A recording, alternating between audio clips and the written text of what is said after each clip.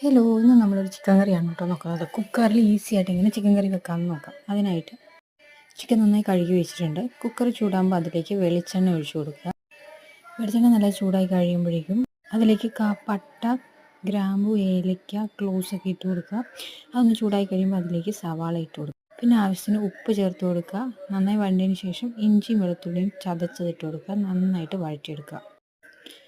നന്നായിട്ട് വഴറ്റിയെടുക്കണം കേട്ടോ. എന്നിട്ട് പിന്നെ അതിലേക്ക് പച്ചമുളക്, കറിവേപ്പിലയൊക്കെ ഇട്ടിട്ട് നന്നായിട്ട് ഒന്നുകൂടി ഒന്ന് വഴറ്റിയെടുക്കുക. പിന്നെ നമ്മുടെ പൊടികൾ, അതായത് മഞ്ഞൾപ്പൊടി, മുളക് പൊടി, മല്ലിപ്പൊടി, കുറച്ച് ചിക്കൻ മസാല, ഗരം മസാല ഇത്രയിട്ട് നന്നായിട്ട് വഴറ്റിയെടുക്കുക.